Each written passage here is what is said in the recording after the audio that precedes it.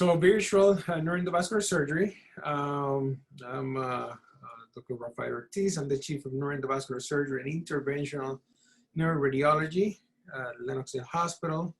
I'm also an Associate Professor of Neurosurgery, Neurology, and Radiology for Zucker School of Medicine. For people that want to follow and get in touch with me, this is my Twitter handle at Rafael Ortiz MD. My LinkedIn is Rafael Alexander Ortiz MD, and these are the different hashtags we're using to promote the programs that we're doing in our hospital. You have met, I think, all of these people throughout the past month, and it is critical that we continue to touch on this. Whenever we work in teams. It makes it a lot more fun for us, but even more important than that, it makes it safer for the patients. When we collaborate, we put 2 brains together, 3 brains together, 5 brains together, we can really, each of us, focus in our expertise, and we enhance each other. Like someone said, 1 + 1 is not 2, 1 + 1 is 11. And so us working together makes a huge impact in patient care. First is do no harm in medicine. And many times, regardless of how long you've been training for, how long you've been practicing for, sometimes it's very challenging to determine who should be treated and in which way. When we deal with the brain and when we deal with arteries in the brain, there's a life and death situation constantly during every procedure that we perform. Every second that we're doing a procedure, if it's a 30-minute procedure, if it's a 1 hour, a 5-hour procedure, every second something can go wrong and the person can end up with severe disability, with a stroke, or death. And it is that critical that we are super focused in making sure that we prevent any type of complication like that. So 100% of the time that we work is really concentrating in that. So as I told you, we're gonna be showing 3 cases. The first case is going to be a ruptured brain aneurysm treated with endovascular coil embolization. The second one is going to be a ruptured dural arterial venous malformation treated with endovascular embolization using onyx. And the third one is going to be an acute stroke treated with mechanical thrombectomy. So let me show you first the ruptured brain aneurysm. This is someone that during the pandemic suffered an intracranial hemorrhage and was taken to one of our sister hospitals. This is a CAT scan showing the blood in what's called the subarachnoid space, and this is a ventriculostomy, a little draining tube that had to be placed to relieve some of the pressure from the head. Whenever we see someone with a subarachnoid hemorrhage or bleeding in the head in the subarachnoid space, it is a brain aneurysm until proven otherwise. And the only way for us to be certain if there's an aneurysm is by doing an angiogram. This is the aneurysm. This is an aneurysm of the superior cerebellar artery, which is this artery here. As you can see, we're performing this procedure by navigating a catheter from the artery of the leg, the femoral artery, and navigating the catheter all the way up to the arteries in the neck. Injecting contrast, create a picture with an X-ray machine that creates a map of all these arteries in the brain. When we see the aneurysm, which is basically a bubble of a weak spot of an artery, we know that that's a rupture point, and now we need to treat it. We need to close it to prevent bleeding from happening again in the future. Once someone bleeds from an aneurysm, it is whatever bleeding happened, the person is going to be very sick from it, but what we need to do as surgeons is to prevent another bleeding from happening. Once it happens once, it can happen many more times again in the future. So now from the artery in the leg, you can see my hands, I'm controlling a wire and a microwire to put this catheter inside the aneurysm. This is what's called a distal access catheter. It's a bigger catheter that we use so that we can have better control of the smaller catheter that we're putting inside the aneurysm. And then you can see my hands here. I'm looking at the monitors. I am advancing now this tiny, tiny coil. That's the name of this. It's a string of metal. It's made of platinum. And what it does is that it fills the aneurysm with this metal, with this platinum, so that we prevent any blood from going in and prevent any bleeding from happening again. Once someone bleeds from an aneurysm, it's a one-time thing. People don't continuously bleed from an aneurysm in the brain. A reason for that is because we have the skull, so that we have pressure in the head that prevents a continuous flow of blood outside the aneurysm. So once it bleeds, that the pressure from the head stops it from happening again. Having said that, it can, yes, happen again, hours, days, weeks later, but it's not like a continuous bleeding like can happen outside the body, where people can, if you get caught, you can have minutes or hours of bleeding. This is a 1 second thing and it stops. So the main thing for us here, we size the aneurysm so that we can choose the right size and shape of the coil. Coils come in different shapes and sizes. The catheters that we use come in different shapes and sizes. The wires that we use come in different shapes and sizes. So we need to really come up with a plan of what's going to be the most effective for this patient that has this specific aneurysm. You can see that we're advancing the coil very slowly. We're being very careful because, number one, the coil can rupture the aneurysm again, and that would be an emergency. And the coil can come out of the aneurysm and cause a stroke, because if this is used to block blood from going in, if it goes in the normal artery, you can cause a stroke. So we're being very careful. We're advancing it very, very, very slowly. This happened in the middle of the pandemic. As I said, in New York City, the numbers of COVID are very well controlled right now. But in April, it was, we had more than 600 patients just in our hospital at any one time with COVID. And we were having 1,000 people dying a day in New York. Today, just so that you can compare, the numbers of death in New York State were 2 yesterday. In New York City, we had 0 deaths. And the percentage of people getting infected with COVID is only 0.87%. So less than 1% of people that get tested are testing positive. But you can see how we're doing this very slowly and being as accurate as we can. And that if for whatever reason, a little bit of coil is coming into the normal artery, I pull the coil back again, like you can see here, and then start advancing it again. The coil is very soft. It's as thin as one hair. So it means that because of the small size, it can navigate very softly into the aneurysm. Very interestingly, these coils are made by hand. There are people that work in the different device companies that are really braiding coil by coil by coil. They use, they work on major magnification with microscopes, and they basically take this frame of a wire and they put this very thin platinum strings around it so that they take the shape of the wire. Now you can see that we were able to advance the coil into the aneurysm. There's still a little bit of tail. You see this dark marker here of the catheter. We need to cross with this longer marker of the pusher wire of the coil across this little dot so that we know that the entire coil is in the aneurysm. So we don't want any piece of the coil coming out of the aneurysm. We do an injection of contrast that shows that the coil is in the aneurysm and blocking the blood from going into the aneurysm.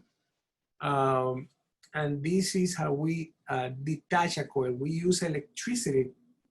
And here, you see this little device in the bottom. that created an electrical discharge that deployed or detached the coil. Now there was still a little bit of space inside the aneurysm, so we went with an even smaller coil.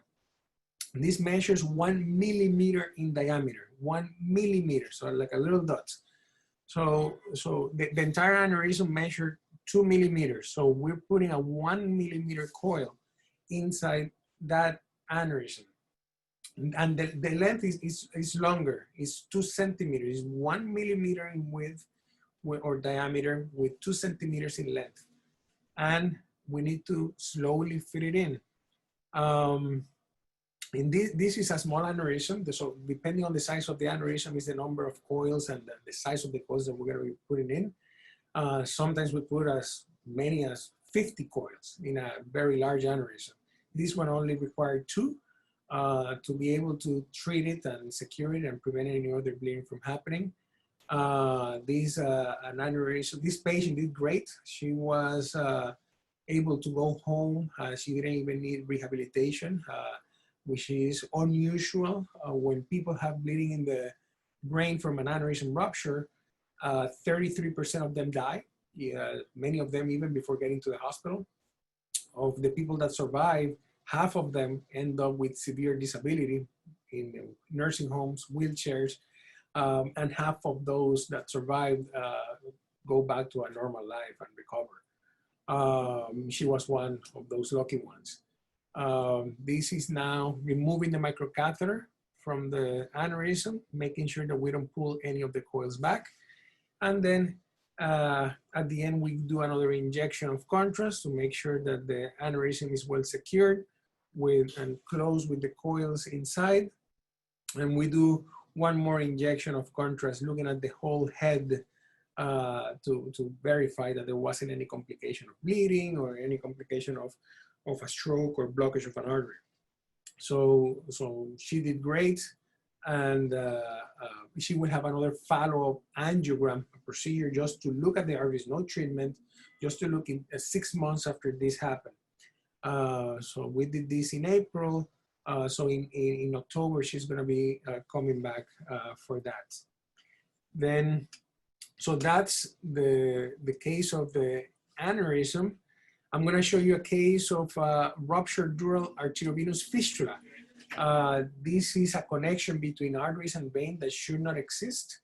Arteriovenous malformation or arteriovenous fistula is arteries carry blood with pressure. You feel your pulse in your arteries. Veins carry blood without pressure. You don't feel your pulse in your veins.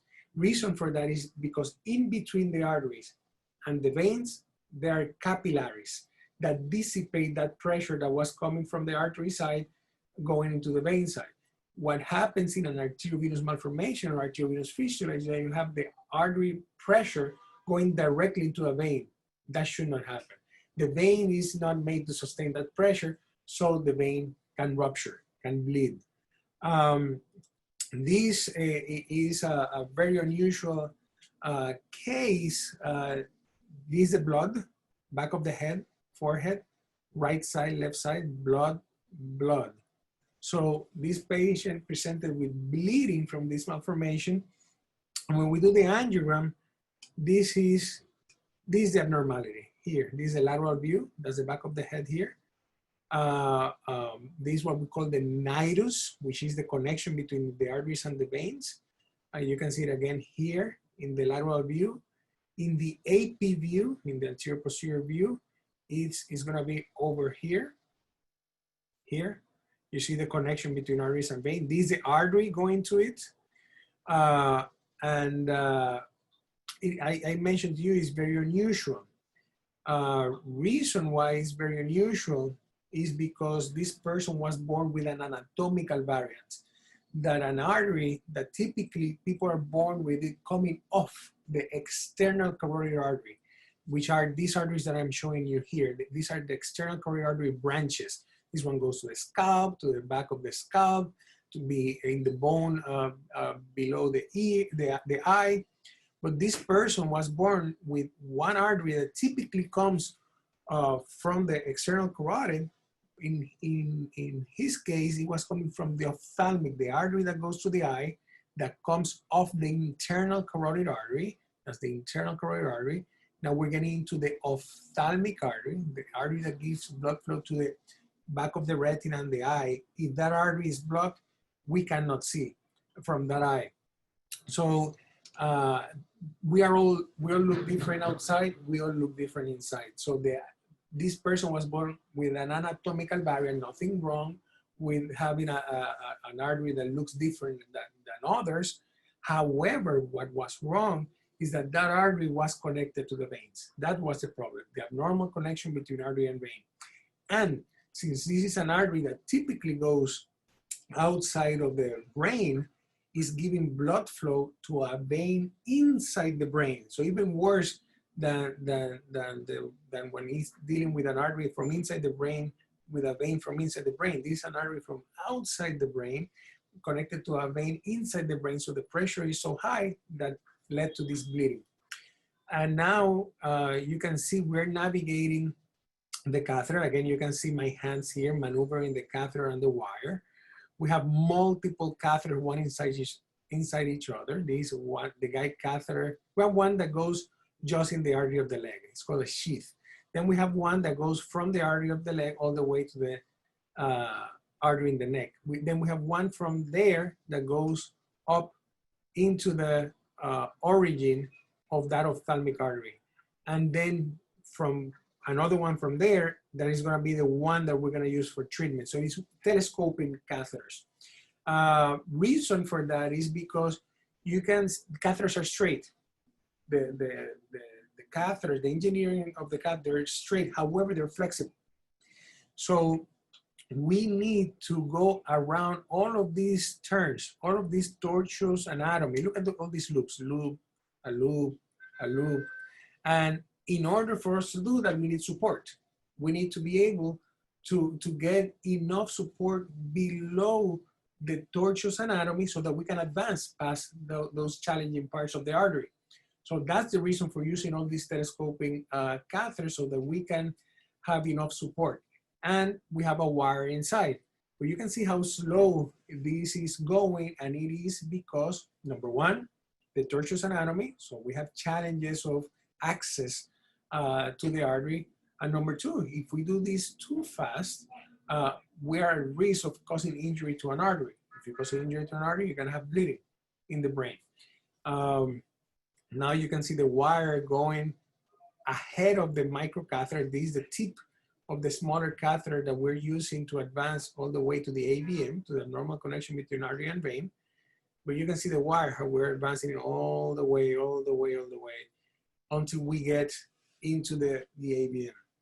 So these are very cool procedures, and when we're doing this, because of the challenge of going through the anatomy and making sure that you choose the right catheter, it's very exciting for us to be able to get to this position of injecting contrast and seeing that we got to where we wanted to get to.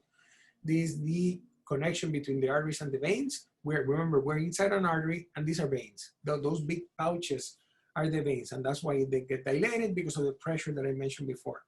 And now we start injecting the material that we're gonna close those connections with. It's called embolization. So it is injecting an embolic agent, which is something that closes the connections between the arteries and the veins. If we close the arteries alone, we're not gonna cure the problem. If we close the veins alone, not only we're not gonna cure the problem, we're going to cause more trouble, because now the blood is coming and has nowhere to drain. So it can predispose to bleeding. So we need to close the connections between the arteries and the veins. So this material that we're using is called Onyx, O-N-Y-X. It is a cohesive material. It is similar consistency to toothpaste. And it's dark. You can see my syringe that I'm injecting. It's dark because it has a powder. It's coated with a powder called tantalum. It's a metal.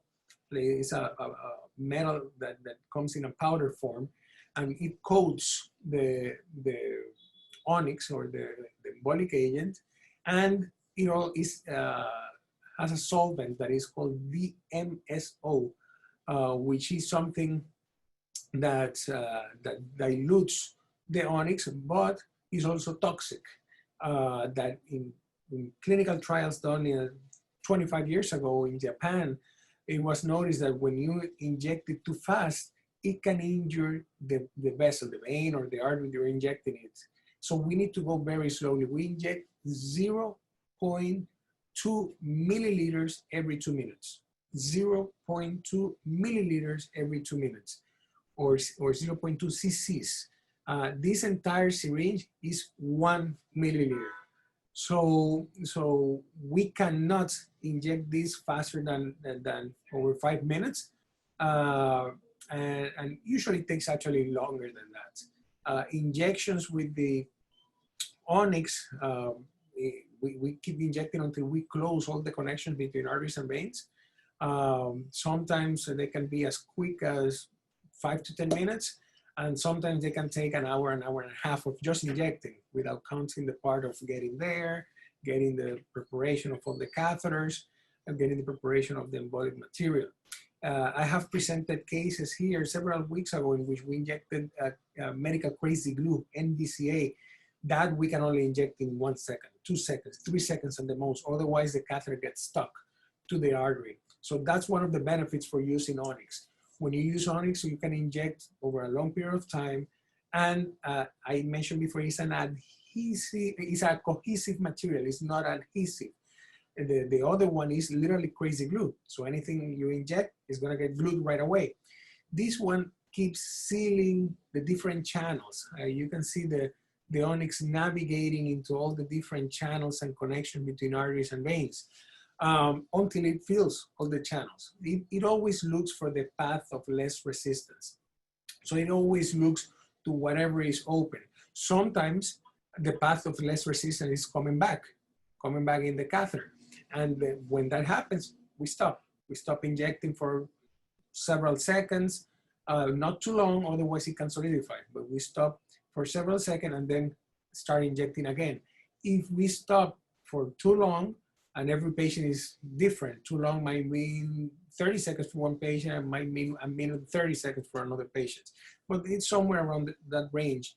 Then we lose the opportunity to be able to close all the connection between arteries and veins. We're constantly looking to make sure that, I don't know if you can see in these monitors, we store the actual angiogram that we did at the beginning to make sure that this onyx is only going to the bad vessels, that is not going into any of the normal arteries or veins of the brain. Otherwise, we can cause a stroke with the treatment. So we're always continuously checking, and it's at least 2 of us working together and always talking. What are you seeing? Is this an artery that we saw before? Is this a vein that we saw before? Making sure that that we're not making any mistakes. We're in constant communication. Like I told you before, we have to continuously work in teams. You can see I'm now checking just to make sure that we're not closing any artery or vein that is normal.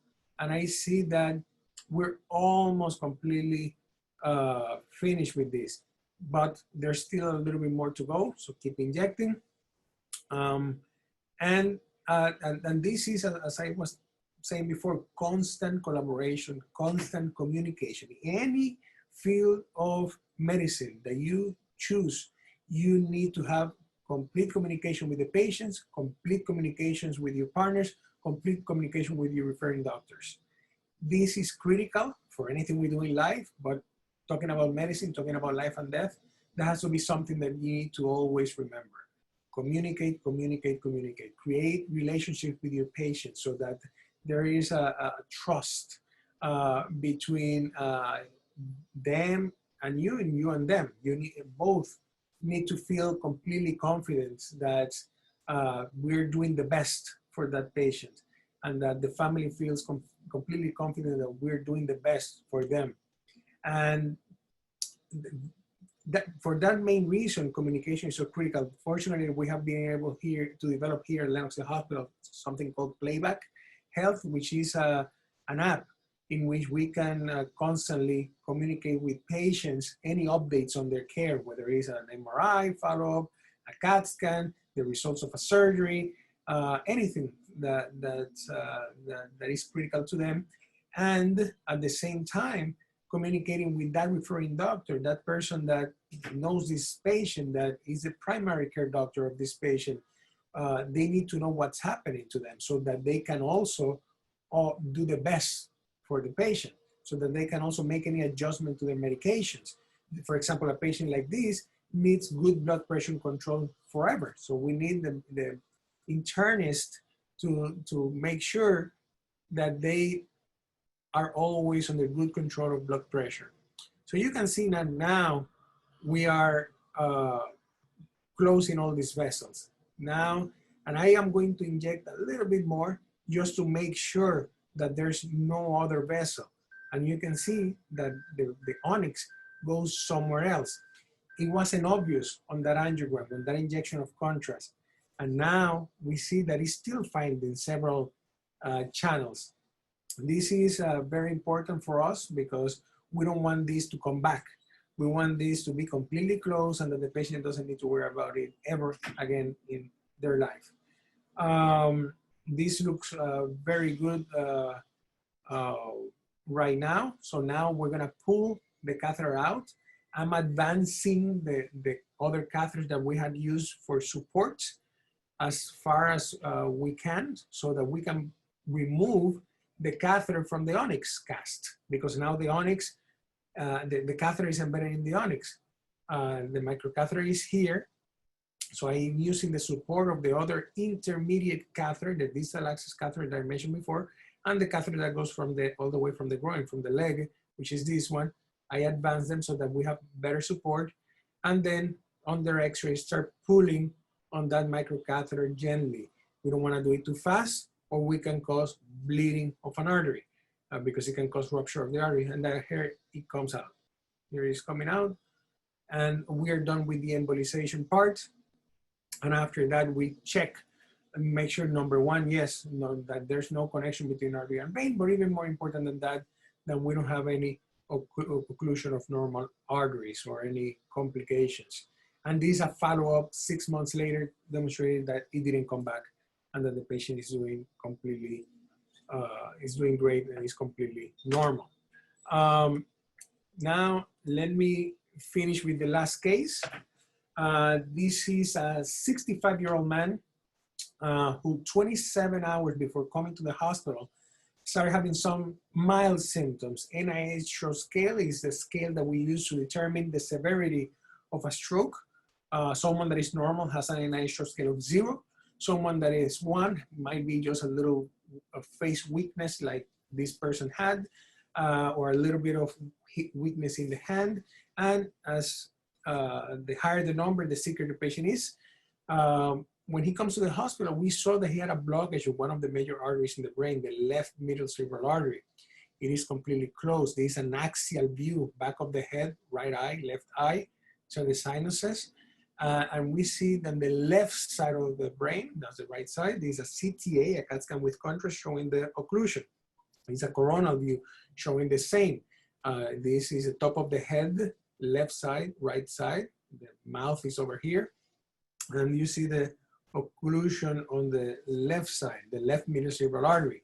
We do something called a rapid perfusion study, which is a perfusion study, and there's a software that analyzes whatever area of the brain has a completed infarct, something that is irreversible, and gives it a color. And then on the other side of the screen gives you whatever is at risk of potentially having a complete stroke.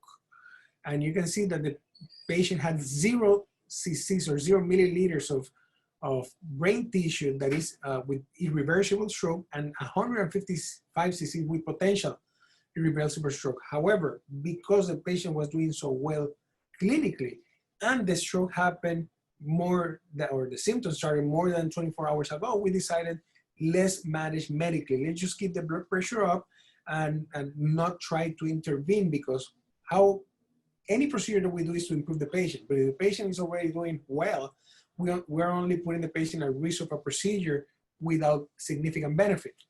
What happened? Several hours later, he decompensated. Now NIH stroke scale is 9. And again, we do another CTA, shows the same thing, blockage on the left side.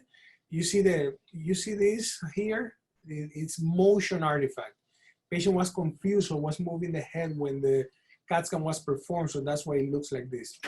We did another rapid perfusion and the same story.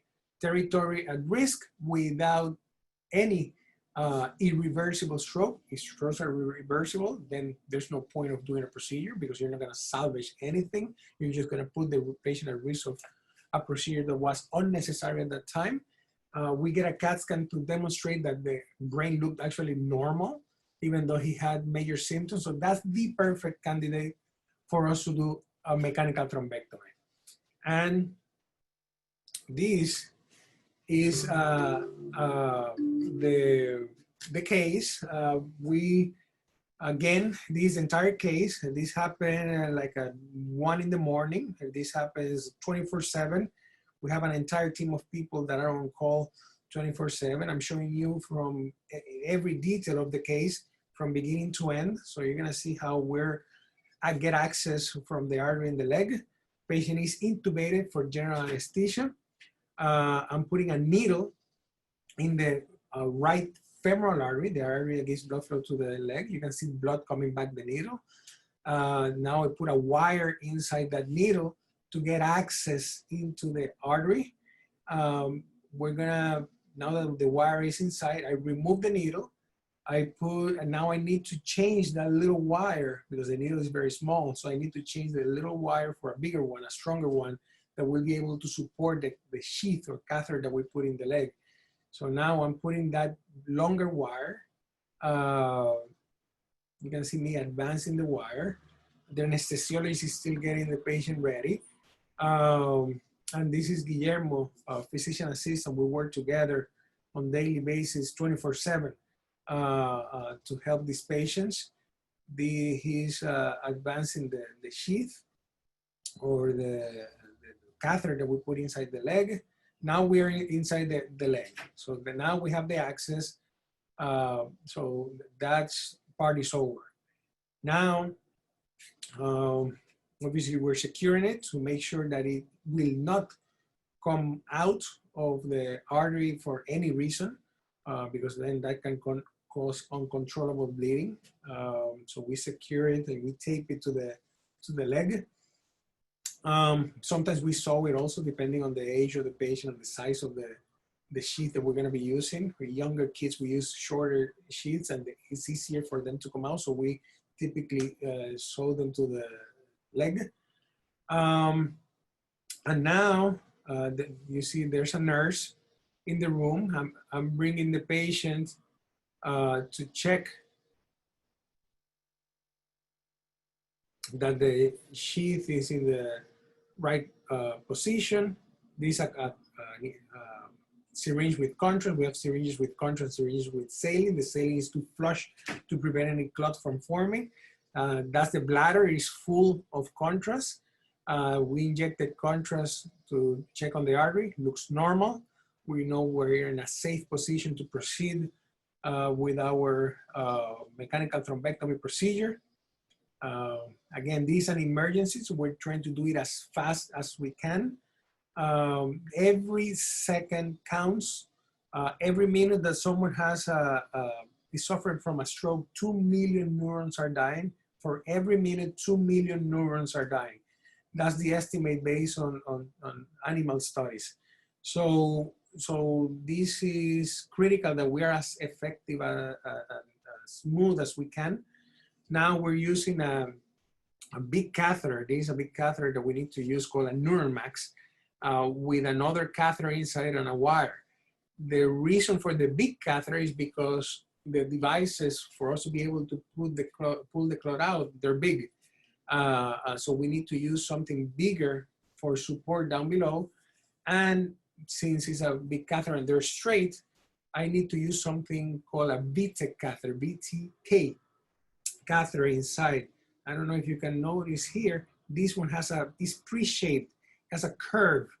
so that we can engage in these arteries easier. When people have atherosclerotic disease, which is what predisposes people to have strokes or hardening of the arteries, typically their arteries in the entire body are affected. It's not going to be just the arteries in the brain.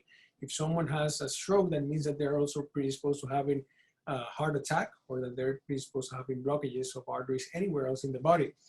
And these people usually have a very stiff aortic arches.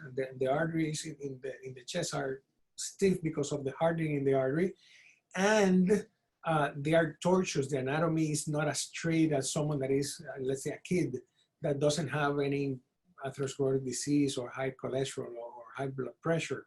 So that's the main reason for using these pre-shaped catheters. And you can see that here we're trying to navigate it into that left carotid artery. So now we access with the wire, we advance the wire as high as we can so that we can have good support to advance the bigger catheter, the NeuroMax that I'm advancing here. You can see I am gonna advance it as high as I can so that we have better support at the time of deploying the actual devices to open the arteries. So I'm going as high as I can in the carotid artery, and the wire is already in the left internal carotid artery in the skull base, and I'm advancing the NeuroMax catheter. After we get to that position, then it is safe for us to pull the other catheter. We don't need it anymore. And the wire, I check for blood coming back to make sure that the catheter is not occlusive. When a catheter is occlusive or it has caused some injury to the artery, you're not gonna get any blood back because it's not in the actual lumen or the actual space inside the artery where the catheter should be. So we verify that by getting blood back. And now we're gonna do the injection of contrast, the angiogram, to confirm the area of the blockage. It is critical for us to center the head in the machine the best we can. That's, and there are some bony landmarks that we follow just to make sure that we're seeing someone exactly from the frontal view and exactly from the lateral view.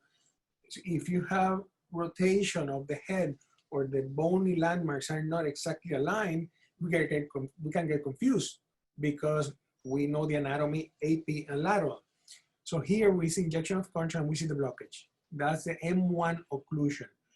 This patient has what's called PL collaterals, meaning that an artery that goes typically just to the medial portion of the brain, the anterior cerebral artery is coming around, and trying to compensate for this blockage. This artery typically supplies this territory.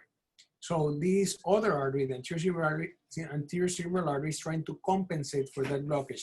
That's why the patient did so well for 35 hours, is because he was born, fortunately for him, with good collateral circulation, with PL collaterals that are coming around from another artery.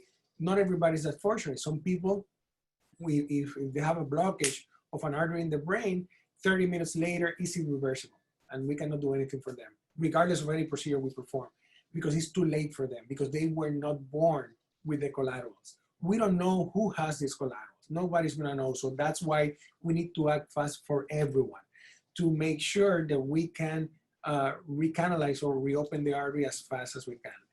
Now I'm advancing the aspiration catheter, which is a big catheter that we're gonna park it here, but inside of it, in order to advance it, we need support. So we advance a micro wire and another smaller catheter called a micro catheter that is gonna be going here. In the lateral view, you can see it here. And the micro wire, we're gonna remove the wire now because we got the micro catheter where we want it, and we got the aspiration catheter where we want it. So now we remove the wire. This AP view, left side of the head, top of the head, left internal carotid artery, ACA, anterior cerebral, MCA. On the side, back of the head, top of the head, the neck is here, and forehead is here. And now we're gonna advance something called a trevo. A trevo is like a stent. A stent is like a mesh made of metal that we're gonna use to advance it all the way here, all the way past the occlusion.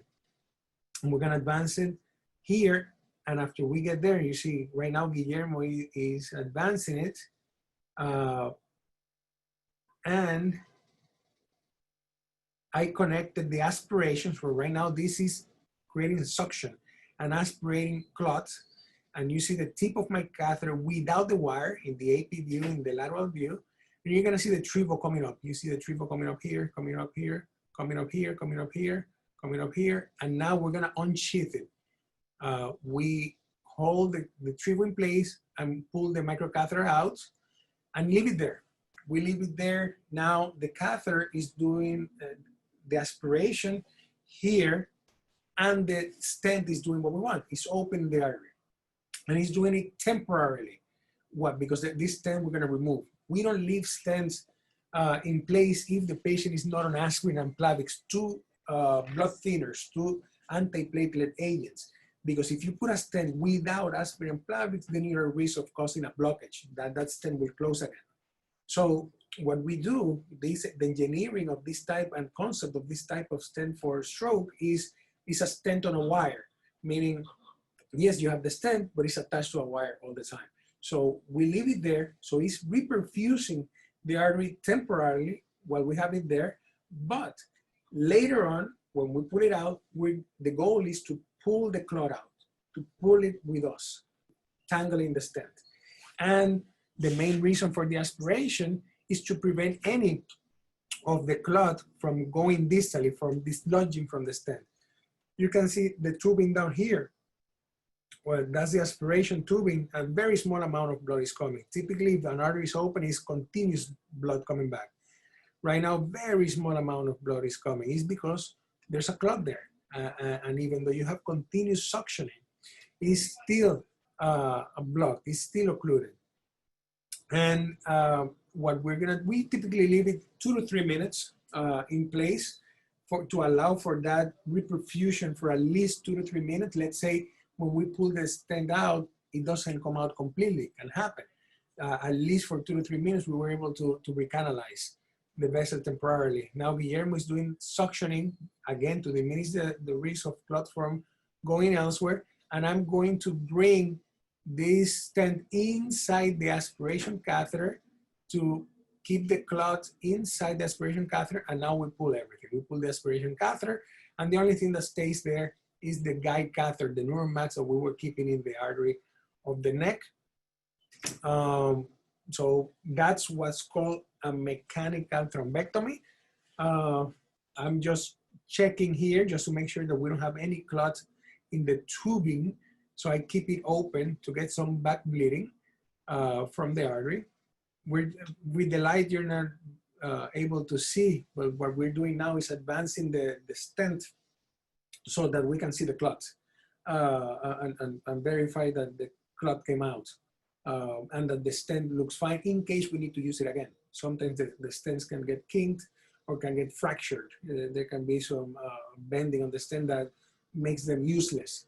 So that's what we're checking there. And we're checking, we have a canister where all the aspiration puts the blood or anything we're pulling out, and that's where the clot goes. And now we're gonna do another angiogram or injection of contrast to verify that the artery is open. And you can see now, we inject contrast and we see the artery regain the normal flow. And so this was a total success. We do a CAT scan immediately after the procedure to make sure that there were no complications. The most serious complication from a procedure like this would be hemorrhage or bleeding in the brain from reperfusion injury of too much blood going down in the part of the brain that had the stroke. So this was a complete success, and the patient was able to go home 2 days later, no need for rehab, and he's doing great right now. So that's it for my presentation of the cases. So now it would be great if we can open the chat to start answering some of these questions. Let me see, let me go and read some. Does regular exercise promote collateral circulation? People are born with the anatomical variants, so it would not necessarily promote collateral circulation. However, exercise, a healthy lifestyle, diets, low in salts, low in fats, low in fried foods, high in fiber, high in vegetables, high in fish instead of red meat or chicken, turkey instead of chicken. All of those things will prevent blockages of arteries, including those arteries that would be potential collaterals. So that's what I would say about keeping a healthy lifestyle, including exercise.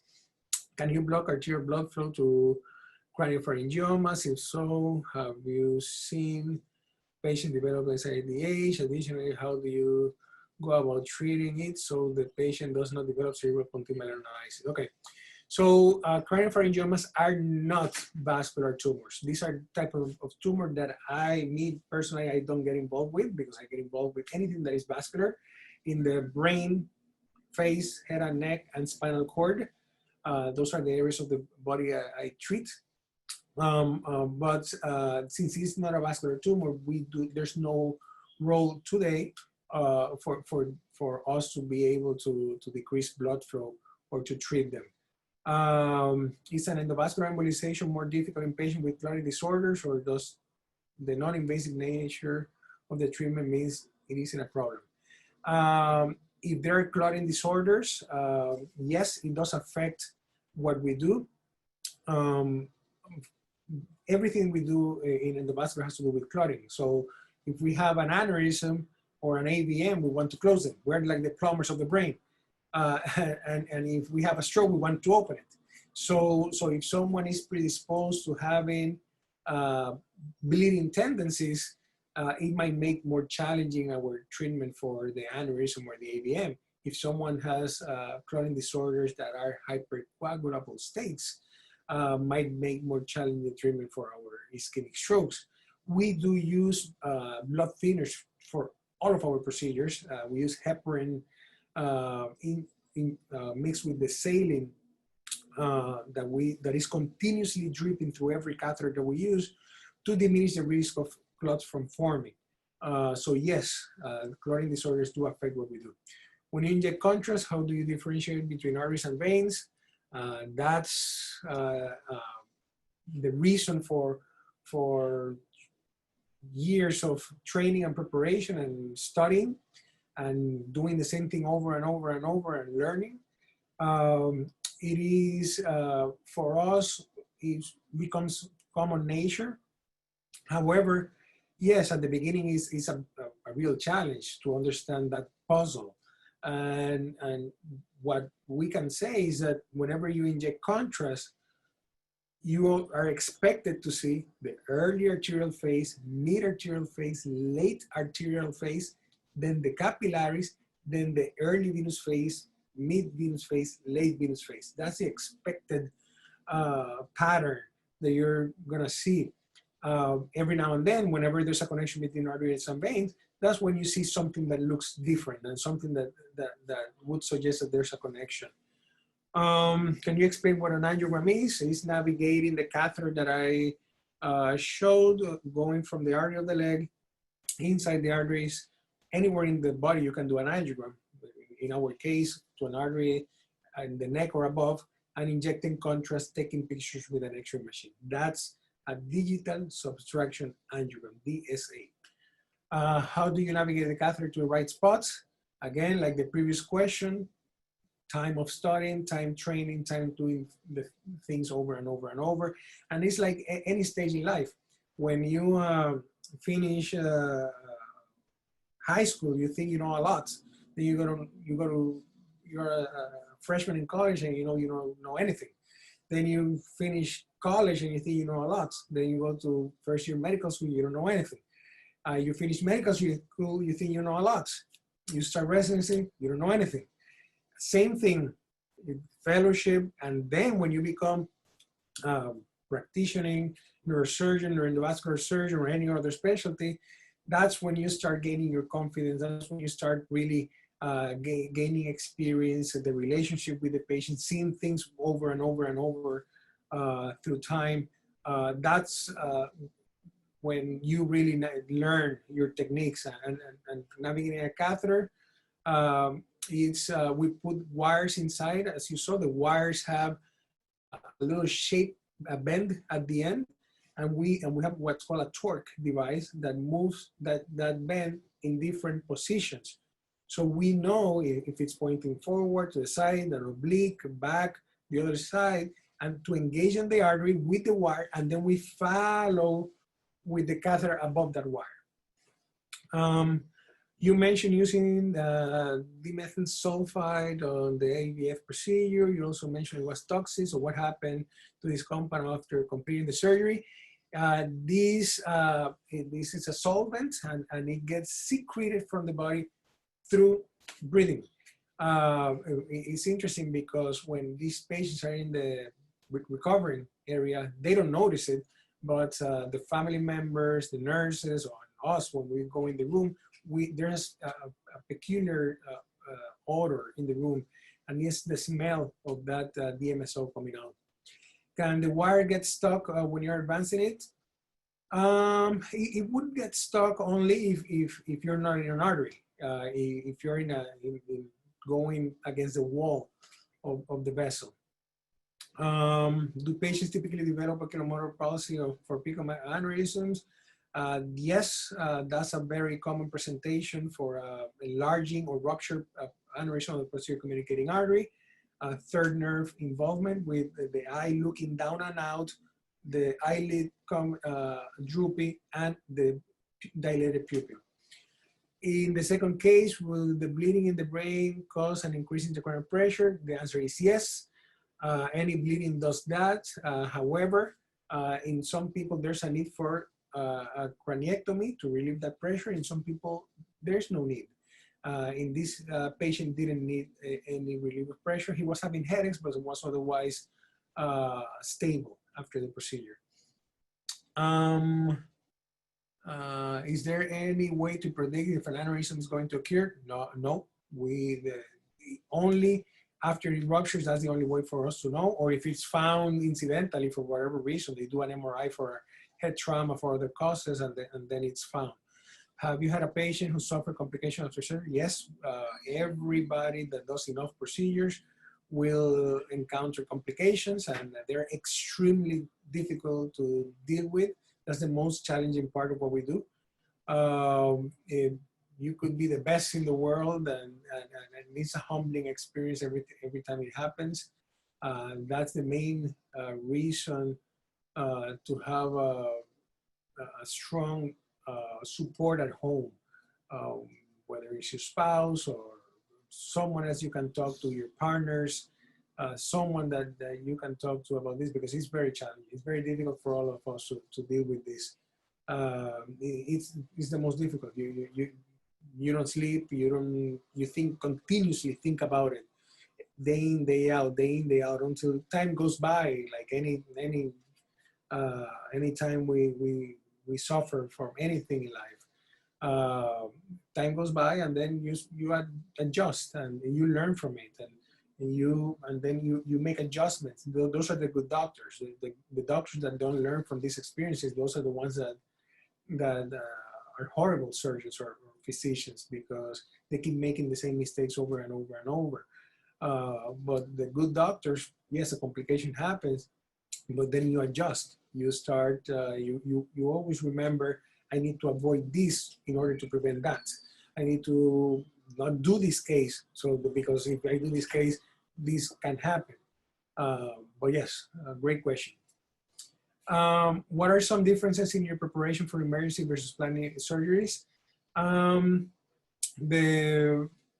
With emergencies, obviously we know that we're going to be treating, and so we have different sets of catheters that we use, because we know that we're going to need to fit certain microcatheters inside, certain microwires inside, certain coils, glue, the onyx, the thrombectomies. And that's part of the training. That's part of doing it over and over and over, so that there's a protocol in place. For example, right now, if there was an emergency, the team in the operating room and the angio suite, they know what devices we're going to be using, because we have a protocol in place that 24/7, whoever walks in that room, things are ready. Could you please reiterate the conditions where mechanical thrombectomy can be used? Anybody that is having a stroke from a large artery occlusion in the brain, that does not have bleeding in the brain, that does not have irreversible large damage from the stroke. All of them, all of those are candidates. So that's why we do a CAT scan. That's why we do the exam. That's why we do the perfusion study and the CAT scan with contrast, the CTA, and then we proceed with thrombectomy. Where do you think the future of minimally invasive procedures like these are going? Do you ever think the catheter will become outdated and something else will replace them? Yes, yes, yes. The robotic surgery, right now, we are part of a group of people that are developing robots to do these procedures.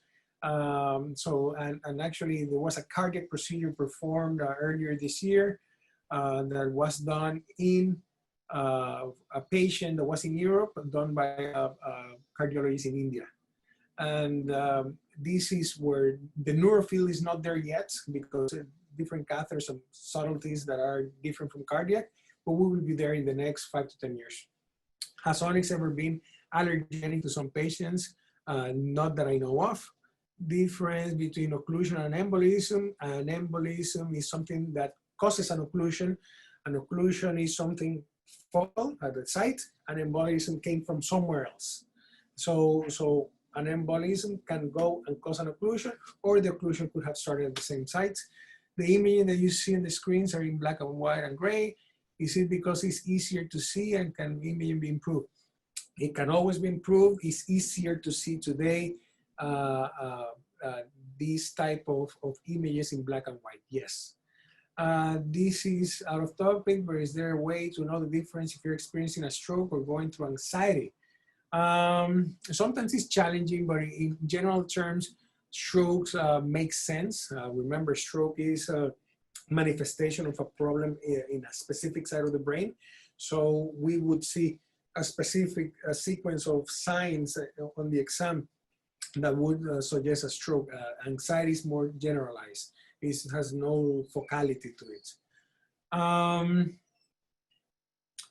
Why is the Onyx less toxic when injected over a period of time? It's not about less toxic. It's because, yes, it's the DMSO. The DMSO injures the artery if it's done too fast, but it's only because of the amount going in direct contact with the vessel.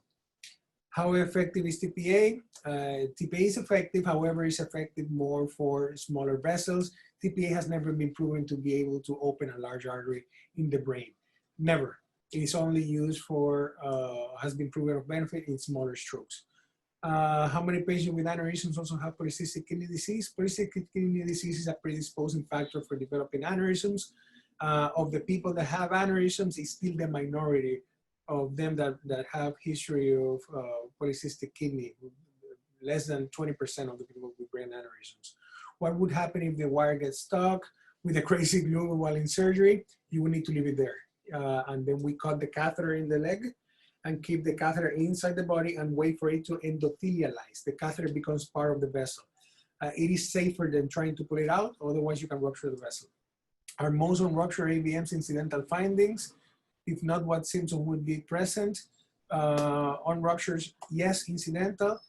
Symptoms, in some of them, seizures or weakness. Can the stent cause thrombosis? Yes, that's the importance of being on dual antiplatelet regimen with aspirin and Plavix.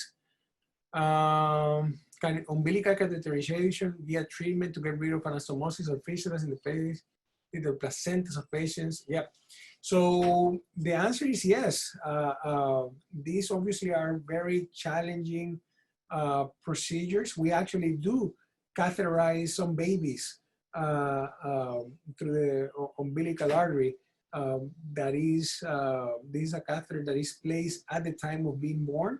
And if they're born with a abnormal connection between artery and vein, a vein of Galen, that can lead to life-threatening brain injury or injury to the heart because of heart failure, then yes, that's a great way of accessing them. I see Josh there, so I think we're done. Yep, 11:01 now. I cannot hear you, Josh. Can you hear me now? Let me see. Now I can. All right. Thank you so much for joining us, Dr. Ortiz. It's always a pleasure to have you. No, thank you. This was great. I hope people learned, and looking forward to spend some more time with our brain terms. Thank you. Okay, great job.